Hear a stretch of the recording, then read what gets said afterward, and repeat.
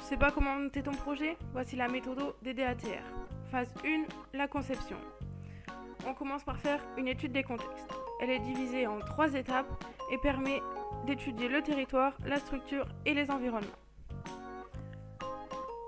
On fait donc un diagnostic interne à la structure au niveau juridique avec ses moyens humains et financiers.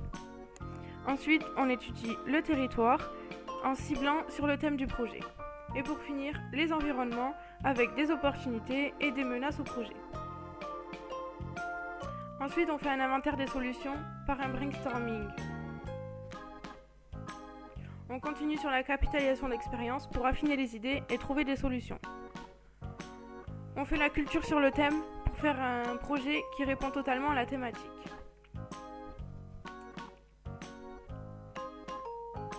On fait une étude de faisabilité divisée en plusieurs parties, donc l'étude de marché qui comprend l'étude des clients potentiels, la concurrence, les besoins des clients.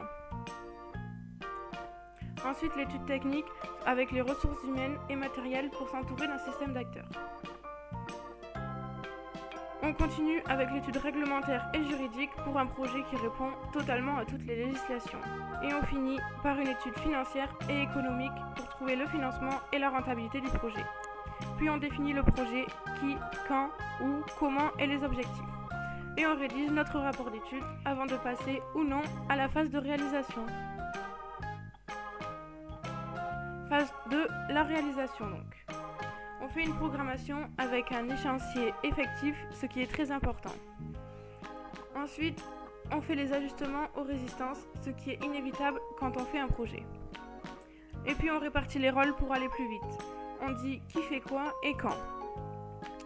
La communication interne est très importante sur l'état d'avancement du projet pour que tout se déroule bien.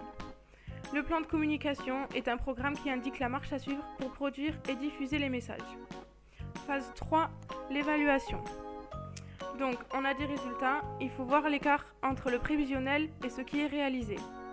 On valorise ces résultats par le biais d'affiches, de communiqués de presse et on fait un dossier de presse.